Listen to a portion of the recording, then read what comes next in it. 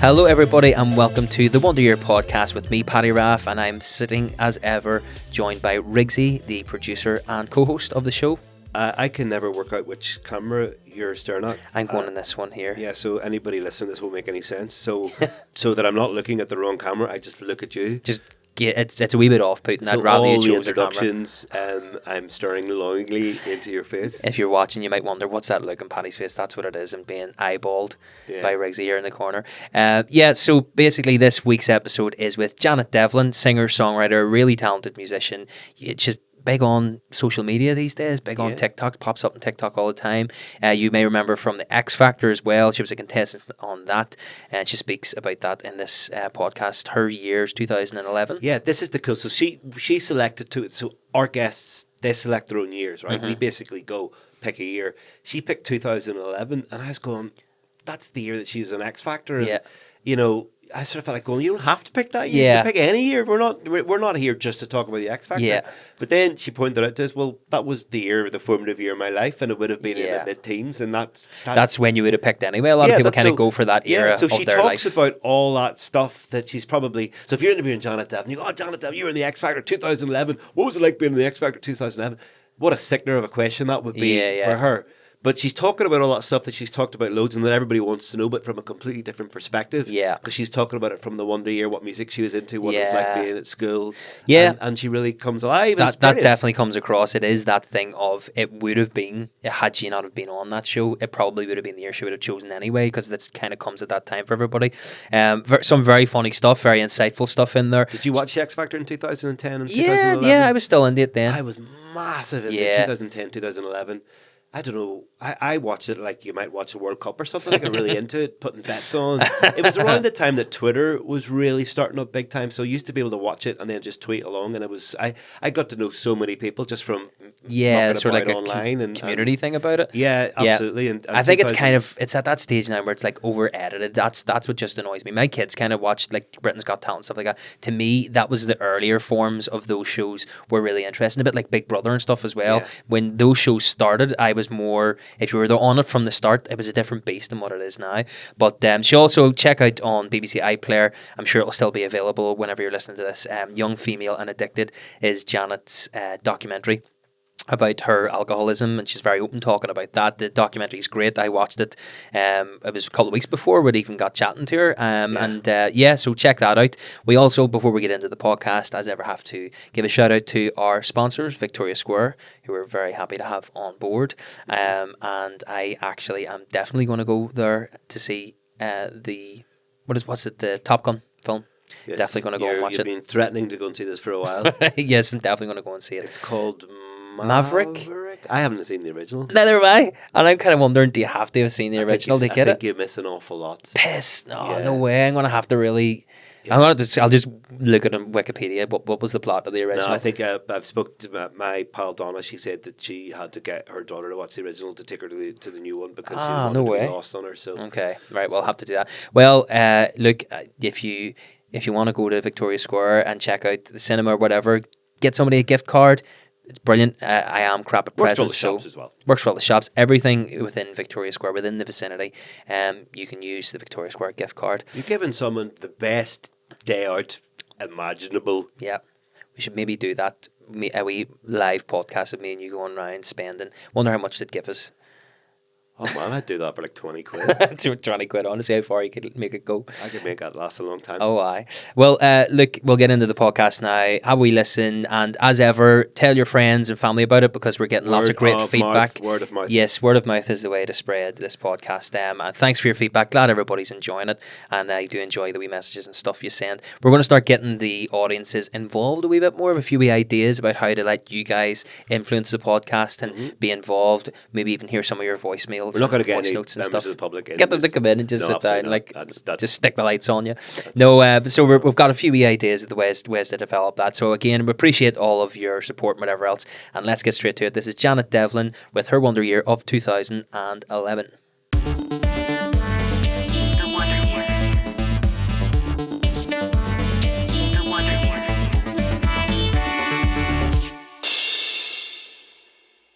It was also like a really great year in general, just because like I was like 16 years old and you're having the best crack of your mates because like you're going on like night outs with each other and all that kind of stuff. So it was like a pretty banging year just in general. Yeah. But obviously, everything kicked off for me in 2011 with like X Factor and all that stuff as well. So Was it quite late in the year? Like, so did you have like sort of a normal year at the start and then it all kicked off? Or was it normal like, front half. yeah. Normal front half. So you and got then, the best of both worlds, like as you say, Yeah. like normal kind of start and then crazy. Yeah, and then I got second mental. half. Yeah, absolutely. Yeah.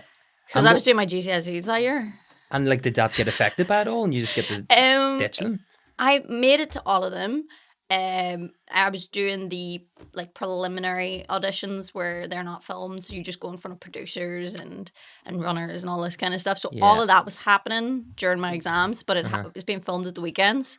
So I just remember like studying and trying to keep my head focused because like you want to still keep your head in the books because like I was thinking nothing was ever going to come of it. Yeah. So I just kept my head down. Like I even remember when we were flying to Miami. I was doing my psychology homework on the plane. No way. Yeah. I wouldn't have had the discipline to do that. I'd have been gambling on my potential. I'd be like, no, I'm going to make this. And that's going to be the best excuse ever. Whenever you go in, you go, sorry, I'm quitting school because I've made it. So you actually were doing it I was doing on my the homework, way. Yeah. That is discipline. Like. And like one of the girls, I won't say who, she never made it through. So on the way to Miami, I was doing my homework because I knew on the way back, because in my head I wasn't getting through. So I was like, there's no way in hell you're going to do your homework on the way back. If you're crying your eyes out, it's not going to happen. Yeah. So do it on the way over whilst you're still excited to be going to Miami. So that's what I did. And then one of the girls who didn't get through was like, Janet doesn't even care. She was like doing her homework on the plane. Like she's got no eye. Like, and I was like, babes, I just like didn't know whether or not this was going to work out. Yeah, just spinning a few plates here. It's called future planning. Like, no, that's brilliant. That's great. Like, I remember, like, when you're saying about that sort of preliminary stages. Am I saying that? Like, preliminary stages. So it's all like sort of, it isn't necessarily filmed and it's for producers and stuff before you get to that stage. Because you don't really know that goes on TV. You think that that's the first time that it's all happened. So how many auditions would you have done before we actually saw your TV audition? God. You sung your song by Elton John, didn't you? Yeah. Because my wee sister, special needs, she's obsessed with Elton John. Yeah. So every now and again yours pops up on the TV. Elton John's amazing. Yeah, you know, there's a lot there to get stuck into. So that was your first TV one, was singing that? Singing that, yeah, but I did like 9 other auditions. Before that? Yeah, and I literally remember being in a room with like 2 reps from Sony because Sony Music was involved at the time. And I just remember them just being really like, like they didn't really care. They were just about like, don't really know if she's like that good or anything. Like they made me sing 5 songs.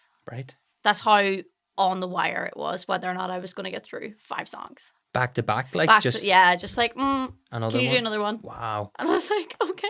Sure. Totally like shatters the illusion. I suppose everybody at the start, nobody knew that, and then I think maybe it kind of, as it went on, people started to realise the kind of machine that was behind it. Because I used to be in a wedding band, and one of the guys that sang with us for a bit had auditioned for X Factor, and he came back so disheartened because he had to go through that sort of, couple of cattle call. Yeah, before I don't think he definitely didn't make it on the TV, but I remember him telling us that they asked him. So who'd be the first person you would call if you got through? And he was like, I don't know, my dad. And they were like, what about your mum? Would you not ring your mum? And they were fishing for something, and his mum had died when he was quite young of cancer. And they were like, and when they found that out, they're like, right, so tell us more about that. And he was like, I didn't really come here to talk about that. And they were like, but like, would you, like, if someone asked you, if like one of the presenters asked you about that, like, what would you say? Just kind of, and because he wasn't willing to play ball, he says he could just see the kind of heads dropping. And he was like, I wouldn't really talk about it. That's not why I'm doing the kind of thing. And they were kind of going, this isn't what we want, because he was a great singer, and he does loads of gigs, but now you have to sit down with the researchers. That's a whole part of the audition. Is like, you might have made it through 5 auditions, then you sit down with a researcher and they ask you all these questions. And mine was the story they were gonna go with was I lived with my nan at the time, which I didn't tell on TV, but I lived with my grandmother. She just had like a double bypass surgery, and they kind of wanted to go on the narrative that I was looking after my grandmother. And I didn't know that was a narrative until I got a phone call one day after school from the guy that was researching me. And I was like, it was very, very, it was very close to the wire. Like we'd already, I think they were filming that weekend. And I remember being like, no, my nan won't be on TV. Like she just won't have it. Like that's not her. Like this, it wasn't, she was very, very like just a very Irish granny. Yeah, yeah. And then they had to change my whole narrative, and that's why it was like, oh, so sad, she lives beside sheep. Wow. Like the whole narrative, there was no sob story apart from the fact that I lived in the middle of nowhere. Oh, and Jesus. that's why. And they had to amp that up. They So had they to tried to amp it throw up. that in at the last minute, just by the way, we're going to go with the whole you look after your granny thing. And On the DL, like he didn't explicitly say it, but it was Yeah. his questions were all about my grandmother, and I was like, here, just by the way, like she won't be on TV. That's crazy. With a show like that, there's a psychology behind it that you have to like the person. Mm-hmm. You have to back the person not only as a singer, Yeah. you have to back them as a human being. Well, that's true, yeah, because then they open the phone lines and they want everybody to vote for you. But that is Yes. a good sort of point, I suppose, is that you have to root for them in Yeah. one way or the other. And it's the same with the online mentality at the minute. You know, you have a lot of artists that are like being forced to make TikToks or make YouTube videos, and it all comes down to like not just being a brand and being an artist. It's all about like people actually engaging with you as a human being and caring about you. So then they like, I don't know what, like buy more stuff, I suppose. Yeah. And so how long then was the whole X Factor process? Because that would have been it sort of resolves in a few months, doesn't it? From it starts airing until you get because you got to the televised quarters or semis. Something like that. I can't. Just It's so You long finished ago. 5th. I've got the stats. Finished Okay, fifth. Hey. Yeah, so I made it pretty far. I think there was only like 2 more episodes after I left the show.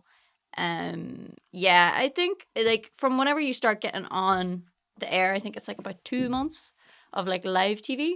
But the actual process before that is quite drawn out.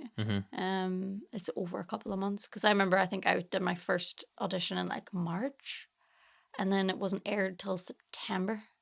So it's quite a long couple of months. Quick in TV land, like, but at the same time, for when you're a kid, you kind of expect it all to go So quick, yeah. And like I remember like knowing that I was going to judges' houses in September, but still having to turn up for my 6th form year in my school way. uniform after my audition had aired in the summer. And I just remember being like mortified just because I was so shy in school. Like nobody knew I existed. I literally sat at a table that we like were nicknamed like the rejects table. Like nobody liked us. Like we were like the emo goth kids. Yeah. And like nobody chatted to us. And I literally remember the girl that bullied me sat at my table just trying to talk to me. And I was like, oh, go away. Yeah, now you're coming crawling. Yeah. Just because you've been to Miami. Whose house was it you were at in Miami? Kelly Rowland's. Oh, no way. Her house.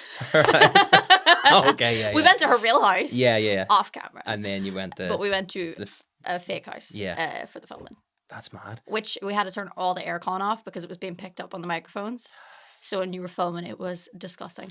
Wow, Kelly Rowland's having the same problem that we're having. Yeah, no, Can you hear that little buzz? there's a wee buzz. Say nothing. We're going to cut that. Can you yeah, give her there's- number? Can you ask her what she did about that? How 'Cause did- we've how been they talking sort about it that all morning, how we can get rid of that buzzing sound. Oh, that's the electricity buzz, isn't it? Yeah, it's we can't get rid of it. We do have an electrician coming that's going to hopefully sort it We out. need a member of Destiny's Child. Yeah, that's all we needed.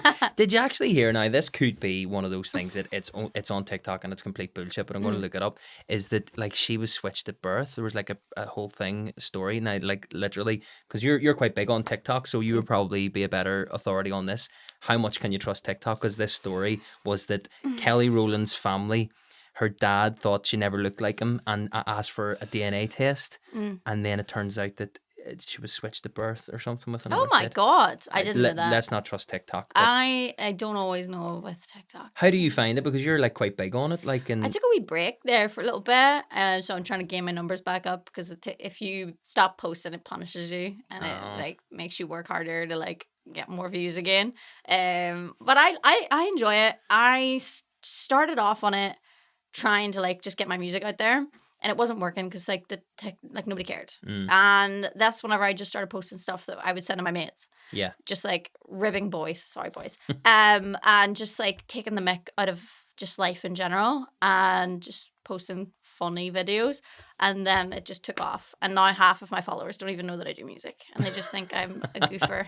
you're from TikTok, and that's where they know you from. Yeah, that's what they think I do. And then you start singing. They're like, "You're actually a really good singer. You should try and I maybe get into the genuinely have industry." got comments like that. Yeah, that are like, Thanks. You should really try and take music a bit more seriously." And I'm like, it's literally my job. Oh my God, that is crazy. Yeah, Like, but I like that. I liked it for a little while because it was nice. It was nice at the start for like a little ego boost because I was living in this fear that I could never start another social media because I was quite big on social media like before the show started. Like I had a YouTube following before X Factor and stuff.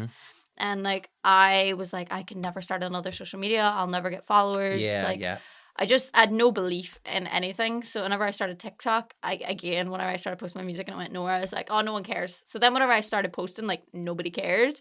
That's whenever I just started getting crazy numbers every day. I think I was getting like 10K followers a day. Crazy. For a while. Yeah, it was mental. Because that's like, I know a lot of the stuff that TikTok's based on is like algorithms and things like that. So they want you to use their sounds and their trends. Yeah. So you trying to shoehorn in your music because that's why you're there. Yeah. It's not going to, so you have to kind of just play the game a wee bit and then try and feed in your music as well. Yeah, and that's what I kind of just do. I just occasionally post a post that's like, hey guys, I'm going on tour. And people are like, what? What are you talking about? Why are you touring? TikTok videos on tour?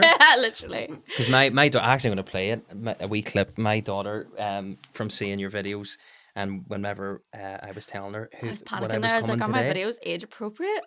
She's seen a couple, and then because whenever like our kids are on TikTok, you have to do that thing where you're like, you kind of quick swipe. But then I was telling Clara, who I was coming to interview today, and she said, I love your hair and your flicks. So Clara's 4. She loves your hair and your flicks with your eye makeup because my wife got her a makeup set for her birthday. So now she sits and does her makeup. Like we'll be going out and we're just going to the park and you'll be like, Clara, come on, and you have to go up the stairs and you'll find her at a dressing table putting on makeup to go to the park in case there's boys there. She's only 4, like. Oh my god! I think we've done wrong there. Like it's not appropriate. I don't know why you're looking at me. I'm appalled. But you have a 2-year-old, so yeah, she doesn't wear makeup, and I'm not expecting her to within 2 years. Well, you remember Mini Pops? Oh God, was that like the sort of creepy kids? Insanely creepy. This is before your time, Janet, but there's something you should look at. They used to have this thing called Mini Pops where they would dress up kids aged maybe like 8 to 10, that sort of age, and dress them up in full makeup and full kind of pop star clothing and get them to perform songs and then release albums. And it was really big and it was so strange. Yeah, was it 80s or 90s or? It would have been 80s. Yeah. And it was like, I mean, even at the time, even I, as a sort of a 10-year-old, felt that this was a bit odd. Kids in makeup. Weird, like strange times. Luckily, it's all changed. Flicks are on your eye. Then? Oh, the black line, yeah. Do you have flicks today, John? Yeah. Oh yes, I see. Yeah. Not well done today, but thank you. Clara was a fan. So I'm going to play a couple of questions from my kids. Okay. Right. Okay. So this one's from Clara, who is 4. Who is your favourite judge on the X Factor? Who was your favourite judge on the X Factor? I apologise for a prediction there. It's all right. Who's my favourite judge? Oh my god. I genuinely got on with all of them. I think behind the scenes, which is contrary to I think what people watched on television, me and Gary got on really well. Like would have hung out with him in the kitchen drinking coffee sometimes, and genuinely we would talk about music and stuff, whereas obviously like on screen he was like slating me and giving me shit, pardon my French, but obviously like it's TV. That's so on TV he kind of hyped that up. Was that like an agreed thing, or did he just come out and totally floor you by slating you? It would have been weird because you would have been chatting like maybe about like a song choice. He's like, oh, I love that song, that's a great choice, and then be like, this song was not right for you. Thanks, mate. Okay. No, but like even at 16, like people who pretend like they don't know it's TV are living in a fantasy because like you're signing up for reality TV, like you know what you're signing up for. Yeah. So people taking that kind of stuff personally was always a bit like, just play the game a wee bit. Yeah, just don't take it personally. Like. Yeah. So you had a bit of a thick skin, even you weren't totally floored by the fact that he'd been kind of a bit two-faced. You were able to kind of go, it's TV. Yeah, it is what it is. Absolutely. Fair play to you. I'd have smacked them after that. And then, okay, here's one from Ronan. This is my son who's 7. Okay. And so let's hear what he wants to ask you. Hi, Janet. Forget about all my dad's questions. And this is a question everyone wants to know. Who is your celebrity crush? Okay, so whenever I quiz them on that, I think, who was your celebrity crush whenever you were 16? Just so we don't have to like sort of cause problems between you and your boyfriend now by, we can take it back to when you were 16. When I was 16, who's my celebrity crush? Oh, wow. It's so bad because I don't like this person now. Right. Like, I really, really dislike this person. See if you can guess who it is. I'm gonna go Russell Brand. Oh, I love him to this day. Okay. He owns a piece of my heart. Somebody who 10 years ago you would have really liked but don't like now. Yeah. From one of the world's biggest bands. Harry Styles. Oh. No, like a rock band. Who would you know? Grohl. Van Morrison. No, so it was Anthony Kiedis from Red Hot Chili Peppers. What? I should've Loved known that. him. And you don't like him now? Was obsessed with the Chili Right, Peppers. okay. Then they're not still your favorite band. They're not anymore. I'm trying to get them removed from my Wikipedia. Why? Because Oh, God. oh no. So basically one day I was having a really bad day and I just decided to look up all my favorite artists and like their pasts. Oh, and you were reading about him? Mm-hmm. So whenever I read his autobiography, because I was literally papped with his autobiography, Right. I didn't notice anything wrong with it at the time because I was 16 and was obsessed with him. So like didn't see any problem with that. But in the book he literally describes relations Yes. with like 15-year-old girls or Yeah. 16-year-old girls, and he was like 27 or like 30 or whatever. Yeah. And I was like, I've had that, because I had Oh. this argument with a friend of mine. It was like talking about separating, Art the from the art artist. from the artist or whatever. And like, because I think it was like Ignition by R. Kelly was on. And like, and I was like, when you start to think about like R. Kelly and you go, and you know what, like, and then you think about what some of the songs could have been about and whatever. But then we were talking about the Chili Peppers, and I have a friend who like loves Chili Peppers, wouldn't have a bad word said about them. And I was like, did you not hear like this stuff about Anthony Kiedis? Like, yeah, but it's just rumors and all this. Like, where did you hear it? It's like, he fucking wrote it he in his wrote it book. in his book himself. unapologetically. Why has he not been cancelled then, or how is he still? I don't know, but I'm literally teeter-tottering on the line of posting a TikTok about it. You got to Because try I'm and like- cancel the Chili Peppers. It's in your I drafts. don't want to. It's yeah.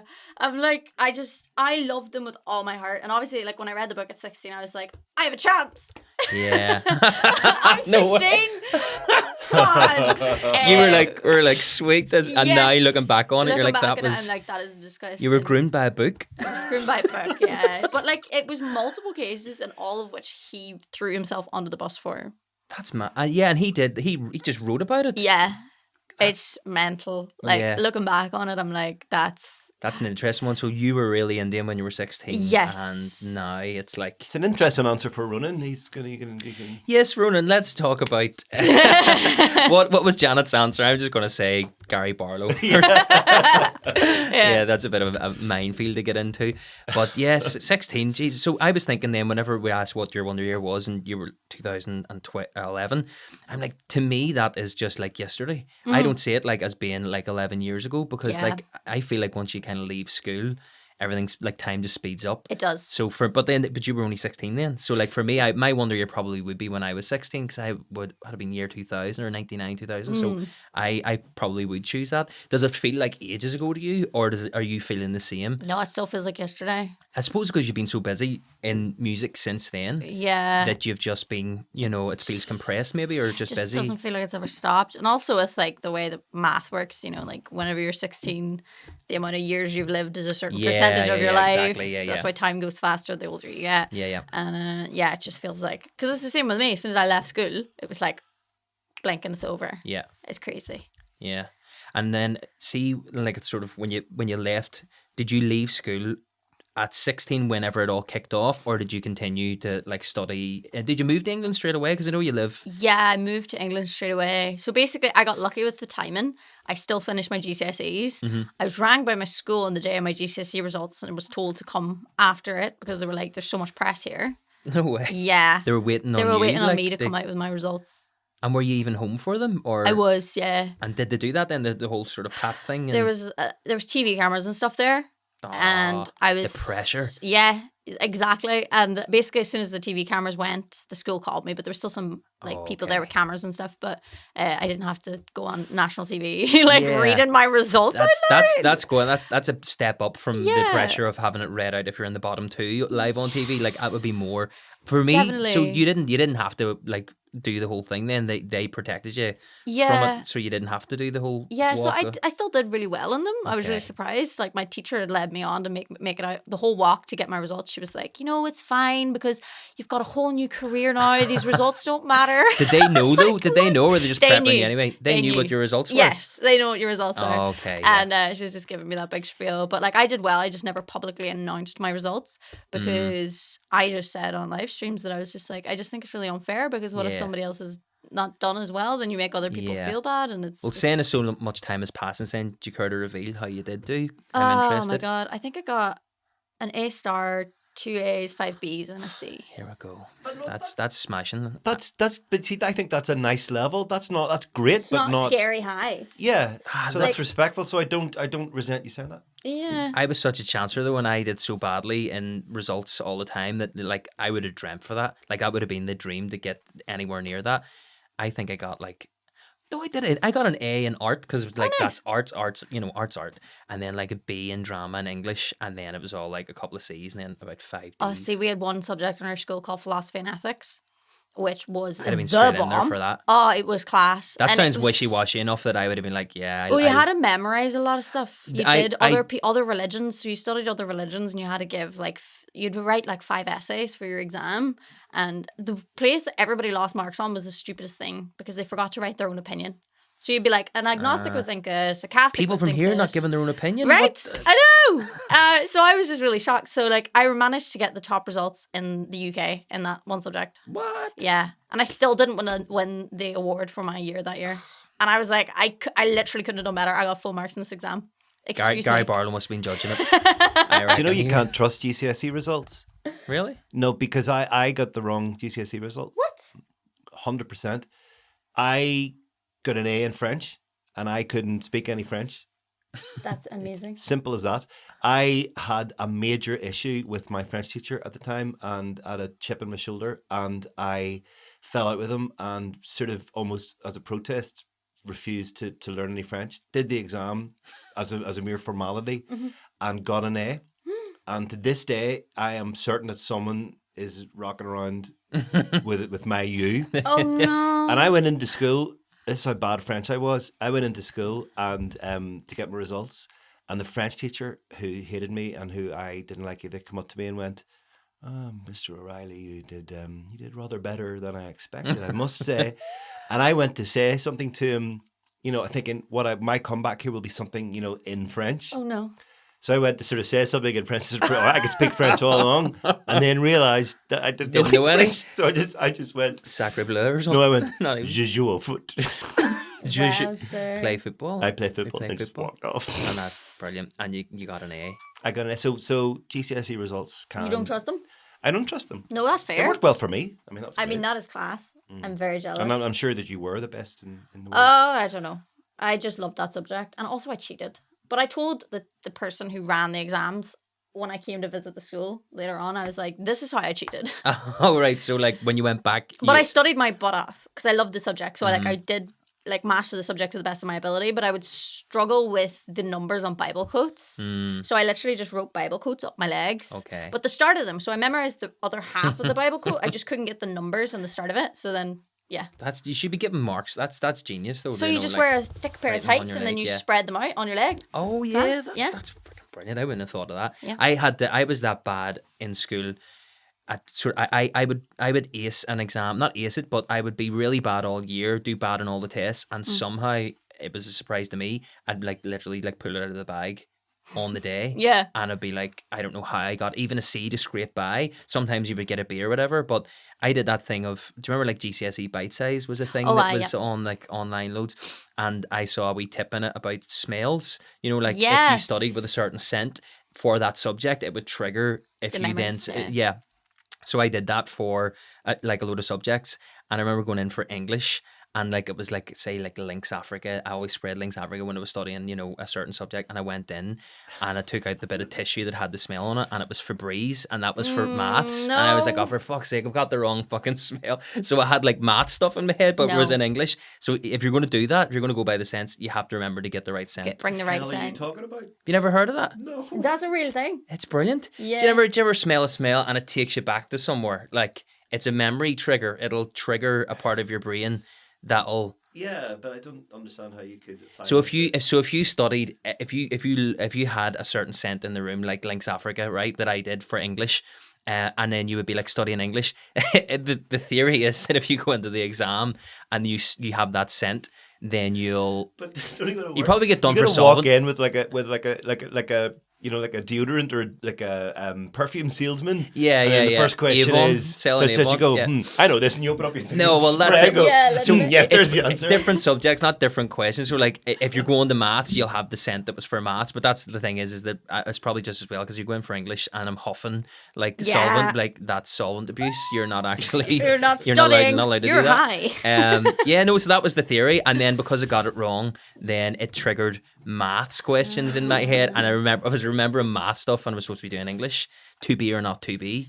Is that an algebra question or is it a quote from fucking Shakespeare? I literally couldn't get my head around it. So I think that's kind of fail at the first hurdle. Because I was the opposite of you. I remember I must have done so bad in so many of my exams because I would have got an A star on my coursework and then went in and got a B. Oh, right. I'm like, how bad do you have to do an exam to get A stars in your Yeah. coursework and go and get a B? Then that would carry you. The coursework would carry you through. So your overall result would be quite That's decent. how I got B's. Did you do so bad. Did you do A levels in, or was that So sort I of you went parked? in for like 3 days. Really? Yeah, because like I that didn't was leave for it? judges' houses until like say like the 6th, Uh-huh. but I had a few days of sixth form to do before I left.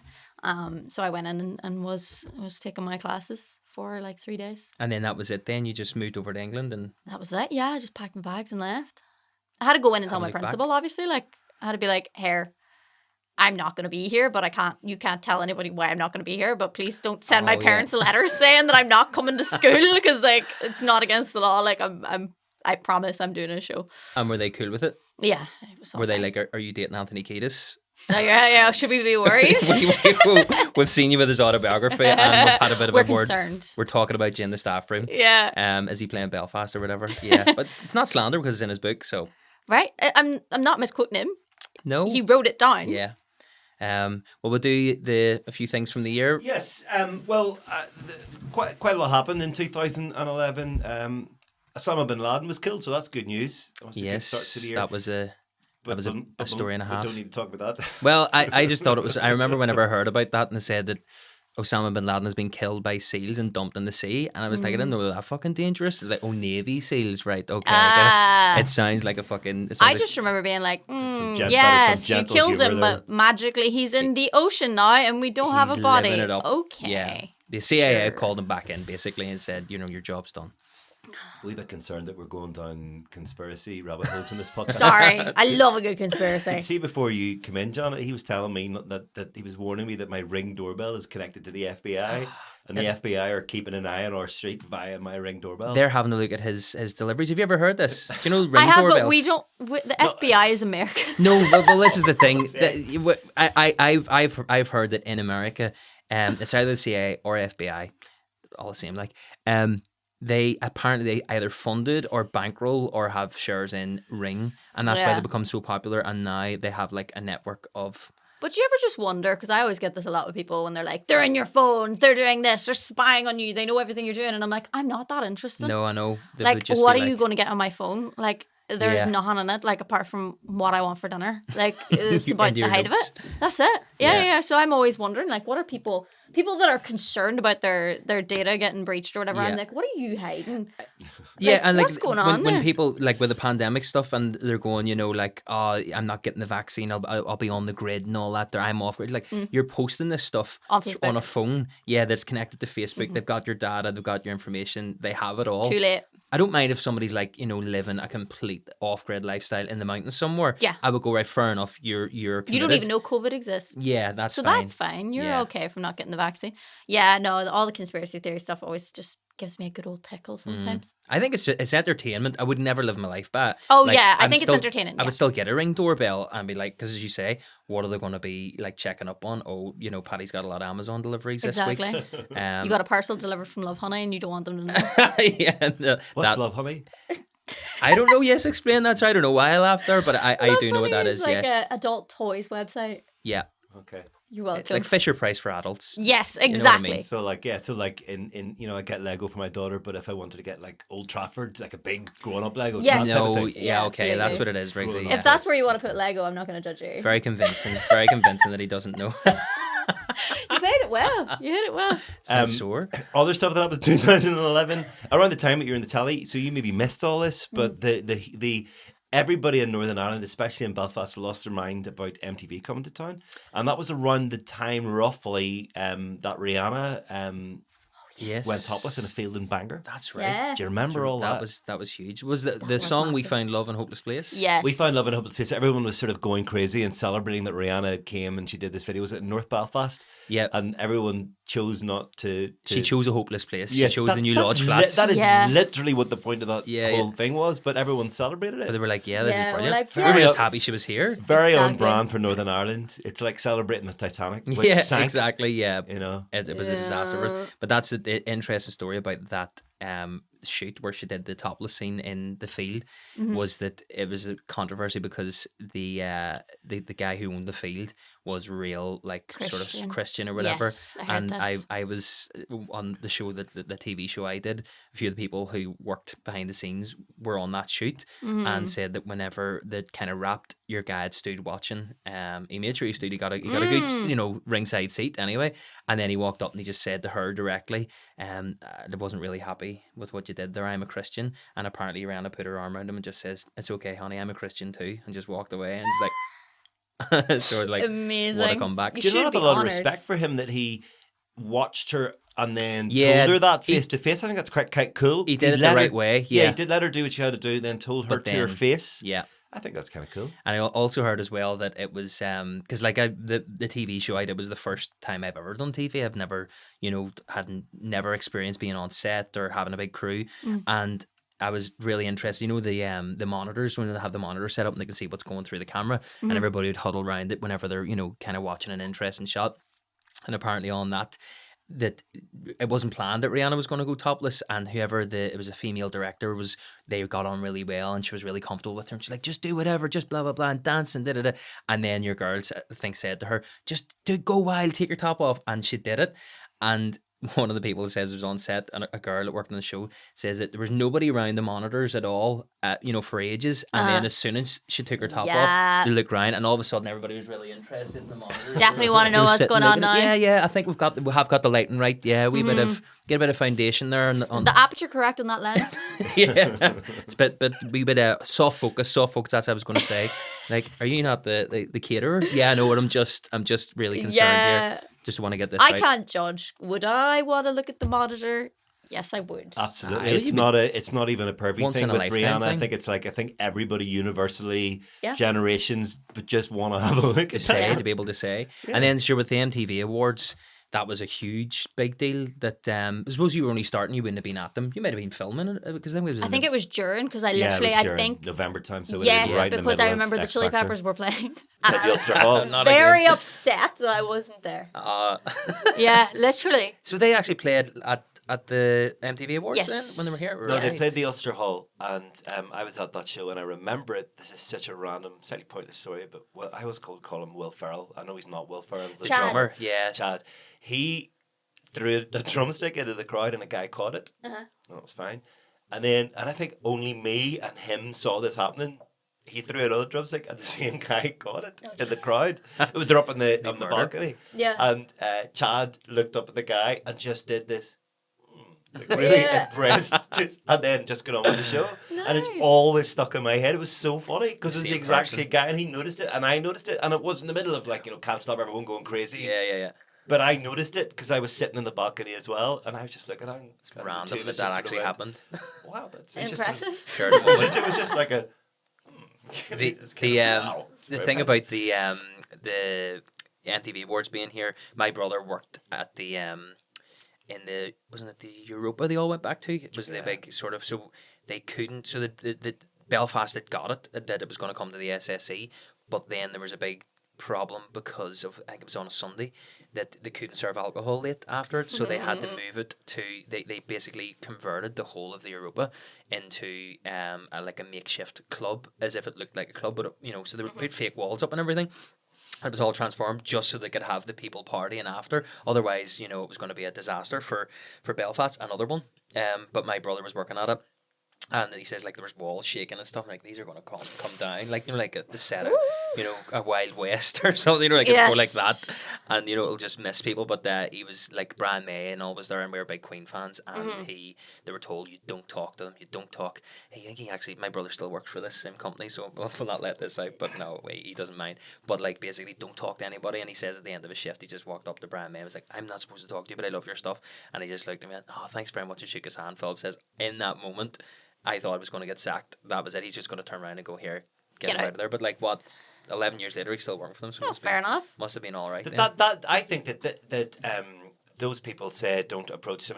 That's not necessarily coming from the act. Yeah. And a lot of the time the acts go, why the fuck's nobody approaching me? Like It's true, because like I'd had it before at events where like I would purposefully speak to the people that were like monitoring the rooms and stuff, so people weren't coming into your room. Yeah. And I'd try and chat to them, and they were like, "Oh, we're told not to speak to you," and I'm like, "Hey, it's fine." Like, I'll just chat away, like, because they're told literally not to speak to you, and you're like, "Oh, that's just weird." Because it's not fair on you in that scenario. I remember interviewing Slash in Guns N' Roses once and being told by the PR people, "Oh, you know, don't go on about Guns N' Roses." And I'm seeing somebody. I'm such a wee wimp when somebody tells me I stick to the plan. Like I'm scared of the man. It's terrible. So I interviewed Slash. Quite a long interview, 20 minutes. Did not mention Guns N' Roses once. Quite difficult to interview Slash, and it's like interviewing Janet and trying not to mention the X Factor, which people probably do because they want to, you know. But it's quite difficult, you know. It's like the floor is lava. Yeah. And at the end of the interview, Slash went, "Someone asked me any questions about Guns N' Roses. You know, I was in Guns N' Roses. You could ask." And I go, my God. "Well, the guy told me not to ask." He goes, "Well, you can ask one, like, you know, because So Didn't even mention it. So a lot of the time, to get to the point, it does come not from the act, but from their people. Yeah, we literally had a lifeguard at the X Factor house, and they were told not to speak to us. Even if you were drowning. Well, that was the thing I thought was weird too. Like, but at it what was... point can he break that? Yeah. But do you not feel it comes from sort of being? Is it like an Irish thing, like a sort of working class thing, where it's like, I feel that where I mean in that many scenarios where that's been the case, but I will always talk to everybody. I can't just go, I'm here to do a job, and I'm not gonna I'm gonna let you tidy this up or serve that food. I'll always be like, I feel like you have to chat to them. Be like, you don't want people going, what an asshole, he came in and didn't say a word to me. Yeah, I know. Yeah, I did that one time in London it was about 15 years ago. It was one of the first times I was in London, and the guy who plays on stage with me, Mark, who's the character I do, the posh character Nigel, is kind of based on Mark. He's just the poshest person, but he's great crack. He's not as stupid as Nigel. He's actually really smart. But when we were in London, he kind of wanted to show us all the places he played in and ate in, and then he took us to Savoy. And I've never been to anywhere like that in my life, and I was just a fish out of water. And the guy that was doing the serving kept coming and like cleaning like breadcrumbs off the table and all, and I kept saying thank you. And eventually at one stage when they all went to the toilet and stuff, he came over and I was saying thank you, and he says, "Can I just say, if you thank us, it means we're not doing our job properly because you notice us." And I was like, right. And he says, "So don't thank us, and that's how we know we're doing a good job." Whereas he says, in our world, if someone says thank you, it's an insult. It's like, I can see what you're doing. Yeah, you've acknowledged their existence. Right. It was like a paradox for me then. I was just so confused. Like, I just sat like in silence and like didn't know what to say after that. Yeah. Oh, so you're awkward. Caught. You're trapped. I'd just rather be at a chippy, a greasy spoon or something. Yeah. Rather than I'm not a fan of posh dining. No. Not like I've declined offers to go just because I'm like, that just doesn't like the portion sizes upset me as an Irish person. I want a dinner the size that my mum would put out for me, like a huge dinner where she's trying to like fatten you up a wee bit, you know. And like when I go to events and I get handed that like measly plate of like miniature food, I'm like, I cannot wait. Like after red carpets, like we were straight into like Nando's and stuff. Like just because you can finally, you can finally start eating because your dress isn't gonna hurt you. Like I always want to do the thing of the da thing, Belfast da thing. When they set it down, I go here. It'll do me till I get something. Like wanting the room to we're really funny. Wouldn't fill the hole in your tooth. There's just so many. But like posh food just doesn't do it for me either. Like it's not for me. I want an amount of stuff put in my plate that I initially go, the rest of that will do me from a piece. Like did you ever hear that your dad calling a sandwich a piece? It's like, you ever heard that? No. You call it a piece, that'll do me from a piece. Was your piece PEASCE? PEICE? Do you? What does that mean? It's like a sandwich. A sandwich is a piece. Would you not call a sandwich a piece? Your piece? Is this what you use? No, I wouldn't, but I've heard of it before. Like somebody saying that phrase. Yeah, A sandwich is your piece? No, never heard that in my entire life. Probably think it sounds like a gun, like an Yeah, American. that's what I was kind of- thinking. you're Your thinking- piece is, yes, packing heat. Is your Ironically, in West Belfast, no, it didn't mean gun. it meant sandwich. That must lead to some very hilarious misunderstandings. Yeah, it did, yeah. With tragic consequences. Have you got a piece? Yeah. And then you sort of go, and you're like, yeah, I've got a piece of me. Yeah, trying to Turn rob up a to bank shooting with with a a baguette. yeah. We're going to talk about music in a little second, but one other thing that happened in 2011 that's maybe relevant to Janet. So all that the fallout from the tabloid misbehaviour, to use an understatement, the News of the World finally shut down in 2011. So, question for Janet: did you ever get a really upsetting run-in with the tabloids? Did they ever tell a story that was really outrageous, or do you have a reasonably easy run with them? I butted heads with them a lot. I did. I got to the point where, and I still do, I tell them all the time that I'm recording the conversation because I was misquoted on so many different incidents that it was just actually like an abomination. Give us an example. I remember doing one of my exit pieces, and I think the Daily Mail wrote a headline that was like, Janet insists she's like nobody's puppet after leaving the show. But the actual piece itself made it out that I was like really bitter towards the show. And I wasn't. Like, even when I left, I was like, you don't, fight or bite the hand that fed you. Like, so I never really tried to say anything negative about the show, but they wrote this big and extremely negative piece after I left. And I was like, I did not say that, but then I had no control over it. Like, and just the tabloids in general, like, I remember they were making up headlines about me, like, fighting with Kelly Rowland and all this kind of stuff. And when I questioned someone about it, they were like, basically said that it was because I was too boring and that they needed to make things up because I wasn't causing drama. But that just means you're being nice and you're a nice person, as opposed to what they're saying. They were saying, yeah. It's almost like an art form that they can do it, where they know legally they have to kind of quote you and have to base it on your interview. But when you actually read an article versus the headline, you go, oh, like you've totally spun that there. Yeah. It's like It was crazy, yeah. so you actually would record.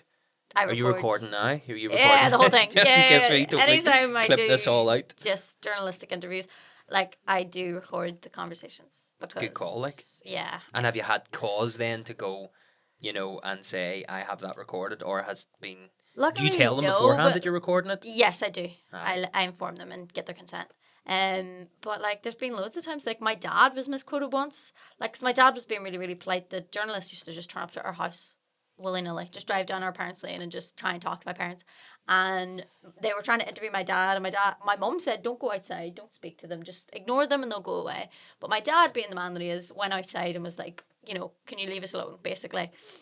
And they were trying to ask him questions, and then his response to these questions was like, I don't know, just passively, just like trying to get rid of them. And then the quote was, Janet's father kept in the dark, because he said he didn't know to all of these questions, and I was like, no. Jesus. So we learned his lesson. That's what a way to spin it. Yeah. Like your dad doesn't know anything, and you're keeping things from him. That is Imagine that hilarious. was your job.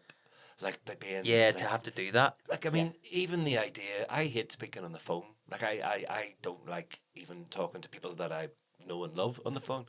So see the idea of having to do sales on the phone, having to cold call somebody. And this is an issue that we're having, Paddy, because I don't even like asking people to be on this podcast because I don't want to annoy Is them. that what's going on? I thought they just didn't want to come on. No, it, but right? it's a struggle for me to ring up and go, and even Yeah. having that, I'm sorry, the idea of your job being to cold call somebody like your dad in your garden as an unwelcome guest. How could can you possibly square that off? do Yeah. that? Like, and get up in the morning and that be your job? Some music stuff from Sure. 2011. Very, very obvious. Best single and best album of the year. Same person. Janet, do you remember who that would be? And we'll ask you who you were listening to yourself back then. Oh, It's wait. like the most Is it obvious Calvin thing. Harris? No. It's like on album sales, it's more than twice than the second album, and in single sales, it's way Oh. Rihanna. Adele. Adele. Oh, yeah. that was the Someone whole- Like You came out. Yes, in Yeah, of 2021. course. So, what were you listening to in 2011 then? Oh, God. I was just, do you know what? It's not even worth me listing the artist that I was listening to, because I was one of those people that was like, I like this artist that nobody likes and nobody's heard of. Okay, so who would that have been? Oh, like the likes of like Devendra Banhart and God, do you know what? I don't even remember half their names. But like, I was definitely into a lot of heavy rock at the time as well. So not like heavy rock, like dad rock, like Foo Fighters and stuff like that. And did you like Adele? Loved Adele. Loved her.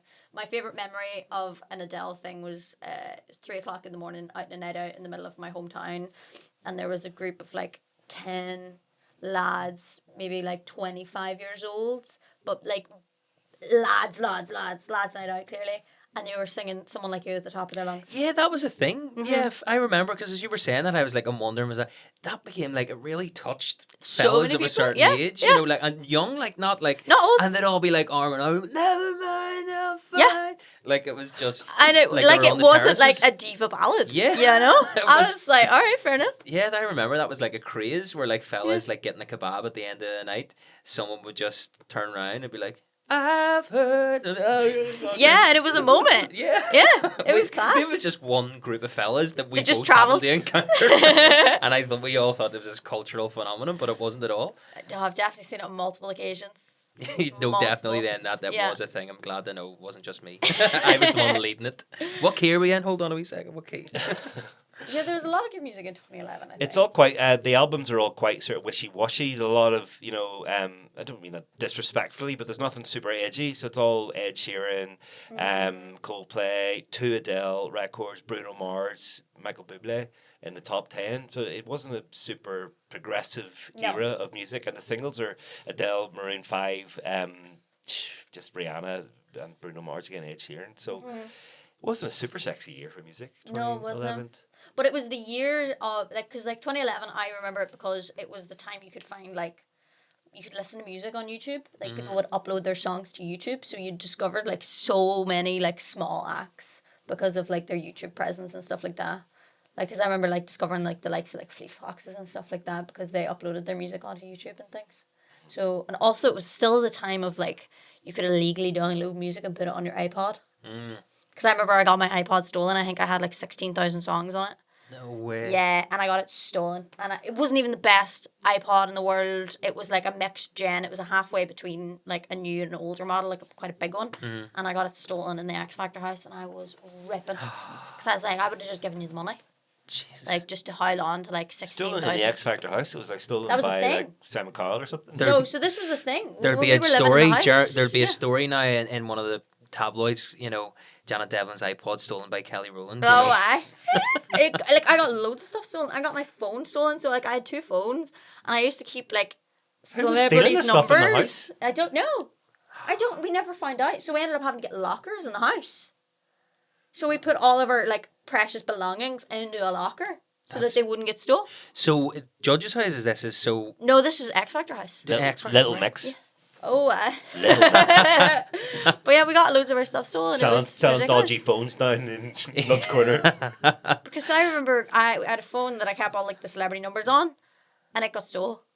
And was it locked though, or was it in there before No, because locking? I remember calling the phone, and somebody stupid enough answered it. And that's so frustrating. yeah, it was really dumb. So I got my phone nicked, and they had access. But like, I was smart enough to put everybody's names down as alternative aliases, so like they wouldn't know who was who.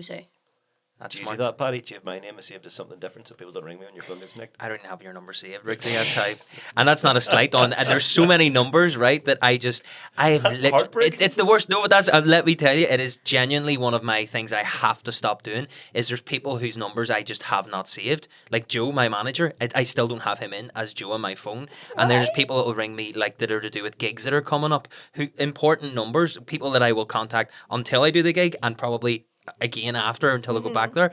And when they ring, I'm like sort of hello, and then I have to work out who is it, and I'm sorry, oh sorry, is this blah blah blah. So I'm just one of those people. I wouldn't have, never mind even saving their name under an alias. I don't even save people's names. I just kind wow. of, and then I started to try and guess the last 3 digits of each number, like it's the krypton factor every time a phone rings. Trying to work out That would who give me is this? so much anxiety. I could never do that. Yeah. I put people's names in first and last name. You get And both. then when I dated people, because I used to be on Tinder and stuff, and like Bumble and all those websites, I would just put their first name and then like a fire symbol or like a bumblebee. Okay. Oh, 'Cause just you to don't tell you know their where, surname. by which route you were like So admin. That's if brilliant. somebody's to contact me, I'm Yeah. like, oh, that's such and such from Tinder. Yeah. I don't need to answer that phone That's call. very handy. Imagine being on Tinder and you swipe through and it's like Janet Devlin. It's like somebody off the TV. No. How does that work? Because you wouldn't think it's real. I got blocked multiple times because they were saying that I was impersonating somebody else. But then of course that's what you're Then gonna I joined think. Rhea, What's which is that? like dating apps for like celebrities. All right, there you go. But you have to get. How do you get on that? You have to be approved. You have to have like your So somebody has Instagram to approved, prove that you're a and celebrity? like have to prove that you're you and all this kind of stuff. Never and, like, heard of this. I used to love going on that app, not because I have never dated a celebrity in my life. Yeah. Never. Okay.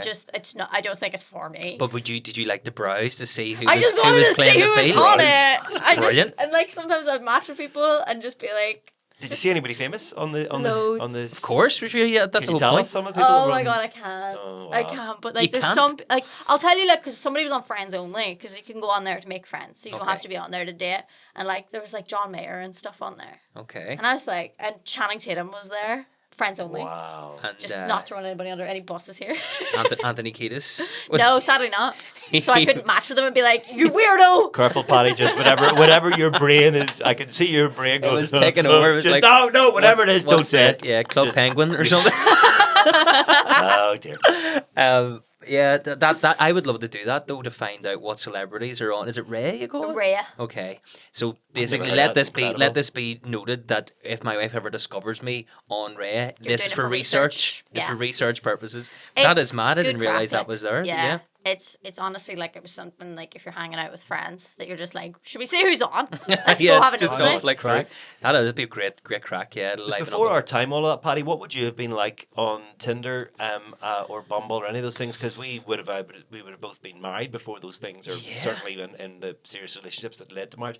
So we would have missed out on that. And I am gutted I missed out on Tinder because not because I would have loved to have been on Tinder, but it just that sort of it really appeals to the slightly obsessive side of me. The logistical, it just seems really really organized way. Yeah, Yeah. convenient. It cuts out a lot of Filing crap, people that doesn't you it? might date. It just quite like the idea. But that- it used to be a bit of a- logistically, it's quite sound. You think That's so? why it But appeals it's to you. What would you have been exhausting. like, Paddy? I think that like that whole thing of whenever, do you remember whenever internet dating was a thing, like when we were like sort of early 2000s? Yeah. And it was a real like sort of, like somebody's auntie would get divorced and then like they'd be at a christening with a new fella and he'd be a lovely fella, great catch and all. I'm like, did you hear? Internet. Got him off the internet. It's Yeah. like, what? It was now so it's so taboo. acceptable, Yeah. internet dating. No, she's online. Yeah, she got him. it's weird not to bet your. She got him partner. offline. Got him offline. Yeah. Never I'm get kind the of glad it's normal now though. 'Cause Yeah, It's like normalize it. I think it gives a lot of power to both the sexes, if you know what I mean. Yeah. As, like it kind of evens out the playing field. Well, a wee bit. apart from like Bumble, because the girl has to message first. Yeah. Right. And the thing about online dating is like a lot of guys are there for one thing and one thing only. So I Friendship. yeah, absolutely, just for Something else friends. against the F. Someone to build Something Lego else with. because of F, exactly. And like, so I could gauge people. My first question was always, "What's your favorite word in the English language?" And if they came back with boobies, I was like, "I don't think this is gonna work." Yeah, two on the nose. Yeah. Paddy so- used the word ditties earlier on today. I Oh, did say. I love that word. Ditties, yeah. Your wife think wasn't it's- impressed when she heard No, that. Kim hates that word. Like whenever I You were talk talking about ditties. Rihanna. We Oh, it's were talking so about Rihanna. Yes, Oh, Rihanna, yeah. yeah. Just to clarify, it Yeah. was where we were talking about the Rihanna thing. But no, I think that like at the time that I was sort of 16, you were talking about like sort of from your wonder year. I was at 16 was when MSN Messenger was the first sort of social media, almost a bit like WhatsApp. It was dead by 2011 though. Oh, that's how old I am. Yeah, would Yeah, it it be? was. And I think Because Facebook Messenger was how people messaged. yes, that's right. Yeah, Because that's why MSN I think shut down personally. Yeah. Don't have any science behind this, but basically, because I used to use MSN as well all the time. It was my Yeah. favorite thing. yeah. That died because people moved to Facebook. Of course, and who knows? Zuckerberg probably like bought MSN up and was like, I'll have it. But I remember that was like, I was a bit maybe like you in school where I wasn't like a popular kid. I was, the reject table. We didn't even like form a group. Any rejects in our year, we should have banded together and Yeah. say, look, let's. So I was just like a bit of a went between groups. Okay, I liked rock music, but it wasn't enough into it to be the hippies, or the goths. Yeah. And it was into sports, but it wasn't that mad about it that it would be with the sort of the hard lads and the Mm. schmicks in our year. Well, there was no schmicks because it was kind of sort of posh, but basically MSN Messenger was the way I kind of became friends with everybody, was because I got added to like an MSN group chat by accident. They got the wrong patty. There was about 5 patties in our year, and I got added in and added everybody in stitches. And I just thought this was just how you communicated. And because I never really talked to anybody, and like literally, it was the first time I'd seen LOL. Like LOL was a bit LOL. And then I came into school the next day, and one of the popular girls, came up, and I remember it like so vividly. And I was like, put my stuff in my locker, and she's like, Patty, was that you on like MSN last night? And I was like, yeah. And I was like, oh, I've gone too far. I've said something that's she was like, you're actually really funny. And I was like, oh, and I like fainted at my, I was like, oh, sure. And then that was it. So I think it was helpful. I think these things are helpful in connecting people in like their kind of really, sort of soppy way, bring it back. But yeah, I think that was kind of the way. I never talked to any of these girls. It was so, sort of, I had a bit of anxiety about it, and then using like MSN. And it was pure by accident. They thought I was a different Patty, like, still kicked me out of the group chat after they realised it was the wrong Patty, like, but at least I impressed them while it was in for the short period of time. It was big, but like Omegle was big in 2011. What? Omegle, chat roulette and Omegle. Oh shit! Like, oh yeah. Oh, that was something big. for celebrities again that we don't know about, John? No, we got a thing for like child safety for our like son or whatever because he's in school, and it's like, which of these apps would you be worried about if you seen on your kid's phone? So it was like a screenshot of not that Ronan has a phone of his own, but basically all these apps, and there's like a lot of them. Like Grindr was on it. Wow. And it was like and Ronan was like, "Is that for Piggy?" There's a game called Piggies. It looks like a snout. Yes, it does. Yeah. Like that's not Piggy, Ronan. If you got on that app and asked somebody for Piggy. You're gonna get something else. But yeah, so that was one of them. Was like that. It's like an O symbol or something. Omegle, I was like, so that was big. I think it's the 2000. Omega symbol that they use. Yeah, What is it? I Greek still don't know what alphabet. this is. What is it, John? Oh my god, it's basically they're both video based websites, so you can use the chat version, but everybody now uses Does it still the video. exist? Yes, it does. People still use it at parties. I've been Never at heard parties and people have just pulled up Omegle. So basically, you log in with your webcam and your microphone and whatever, and you just basically hit go, and it assigns you up with a random person. And Not then a you can celebrity. end, not the celebrity, but you can end the conversation at any point and move on to another person. So basically, you just flip from That video call to sounds video like call. it is absolutely ripe for. Oh, you fraud- see a lot of fraud with danger. things that you don't Yes. want to see.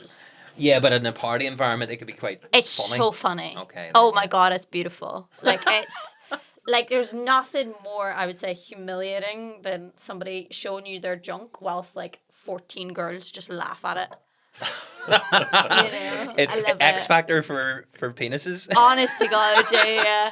But then Like you the got, voice, you should all sit like facing away from it, and and then then just turn around. Yeah, How yeah, would yeah. you know though? I suppose. Yeah. Yeah, but it's a beautiful website that I hope never dies. But it was started on such good grounds. Like they meant well when they started that website. They But, like- wanted to like connect people, and they Yeah. wanted people to just like not feel lonely and isolated. And it was made by like a 17-year-old in Germany. And It's been like everything that the internet does. It starts off with good intentions, and pure. then it gets completely perverted. Please, everybody, this is a really nice idea. Can you please not make this Yeah, about please. showing everybody your dick? Just, Yeah, just, yeah. just this one thing, and then like 5 minutes later, That's the internet in a nutshell, because it was Yeah. created for like messaging or whatever. anytime and I then, get a photo and on good my stuff. Instagram DMs, I'm like, I'm just playing Yeah. penis roulette. Oh, gee, really? Is Yeah. it? You get that? Oh. I get so many. Do you ever like do that thing? I love seeing whenever people like properly. What's the one like where they send a message saying this has been sent to the police or something with your IP address or whatever, and then these men like totally panic or whatever. And it's like,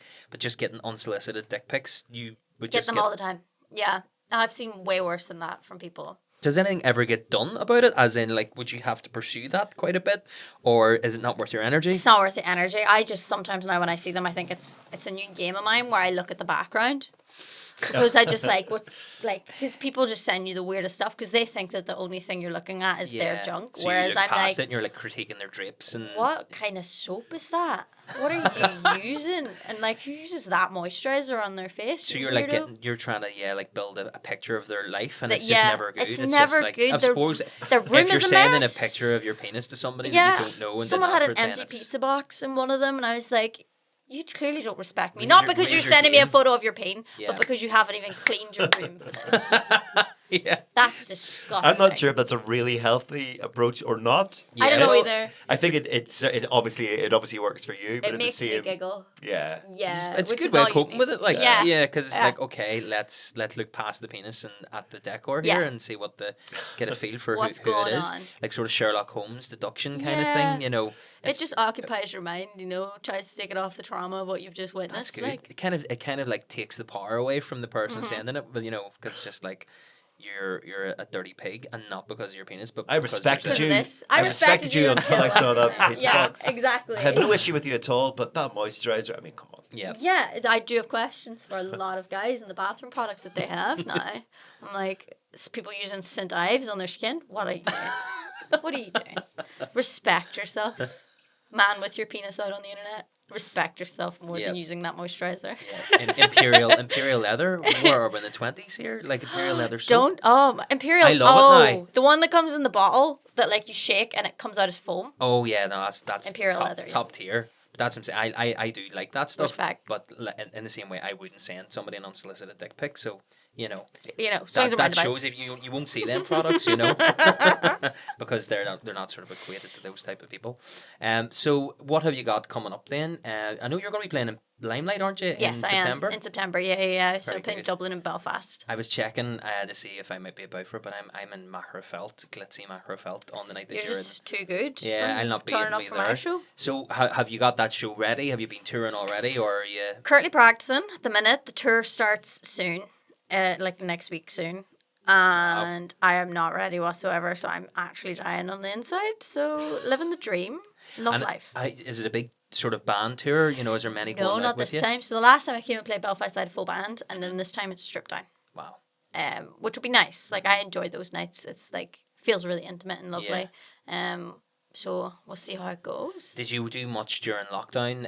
In terms of sort of writing and creating, and is this what the new tour is going to have? So I've got loads of new stuff that I've been working on, Yeah. but mostly since the start of this year. Because during lockdown I was too busy plugging the album and the book that I'd just done, so like I didn't really have time to write. And when did you film the documentary that you did recently? I saw that. It was great. July, like the summertime of like 2021. So that was like there was a period where we got out to do things then, and that, Yes. and then it was all lockdown again. Yeah. So did that really affect much of what you were doing in terms of filming? And how long did you have that in the pipeline then? Was it something that you've wanted? So for anybody listening, obviously maybe just explain a wee bit about the background of the documentary. Yeah, Yeah. so the documentary came out last month, I think it was. Or no, start of this month maybe. And it's Janet Devlin, Young Female Addicted, and it's about alcoholism and addiction here in Northern Ireland, especially in young women, because we've finally taken the crown from Scotland with the most amount of deaths in young women Jesus. due to alcohol. It's not an accolade we want to have. It's not is an it? accolade we Yeah. want, and it takes a lot of fighting to win that from the Scots, and we did it. So it's not a good thing to have, and basically I dive into that and talk to loads of people affected by alcoholism, be it themselves or family members that they've lost and things like that, and really hard, really emotional, but definitely worth it, especially the response that I've received. Like, I'm getting updates from people now saying like, hi, I'm 3 weeks sober, like, thank you so much for the doc, and it really just means the absolute world. Like, That's class. yeah. Because these people you obviously would connect a lot with because of what they've gone through. Yeah.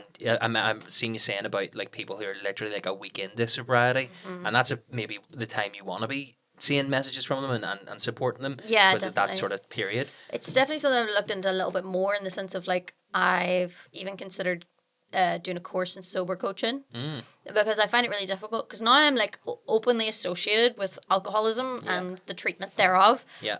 but I only have an education in what I've done, as in like my lived experience. Yeah. This is what I've done and this is how I got better. Yeah. And it really sucks to not be able to help more people by pointing them in other directions and having more knowledge as to other opportunities for getting sober. Yeah. So I'm considering in the next couple of months taking on a course Class.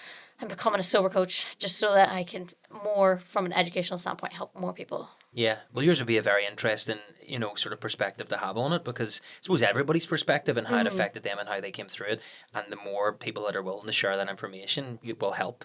Absolutely. People coming through that way, because your experience would be very unique. But having said that, with the way things are going with social media and everything else, and the pressures being on young people, yours might be the kind of voice that they would need to hear. I just think the more people being honest about it, the better. Yeah. Because when I first got sober, the only person I could look up to was Russell Brand. And that was a man in his 40s, I was like, I don't necessarily care if people turn to me for their alcohol advice or just even somebody to look up to, but I think by myself and a few other people opening up about it, it gives other people opportunities to inspire other people. So not necessarily me, but they can look towards somebody that they might actually like and feel inspired by their sober journey, like. That's class. So hopefully that works. So when are you going to do that? You've got your tour and everything, so you'll be. Tour. I will be, if I do it, like, which I'm really planning on doing it. It will be. There's going to be no good time to do it. Aye, you'll be doing it like going to Miami, doing your. I will. Homework on the plane. You'll be doing it on the tour bus. It'll be my weekends. Yeah, it'll take up my weekends, and I'll just be studying again, which I haven't done since I left school. Like, so it'll be interesting. But it's definitely just something that I feel inspired to do. Look forward to seeing you doing that anyway. I'll be keeping my eye on you. Thanks very much for joining us. Hopefully you've enjoyed it. I've really enjoyed chatting to you. It's been great crack. Thanks so much for having me. All right, time's flown by, hasn't it? The Wonder Year with Paddy Raff.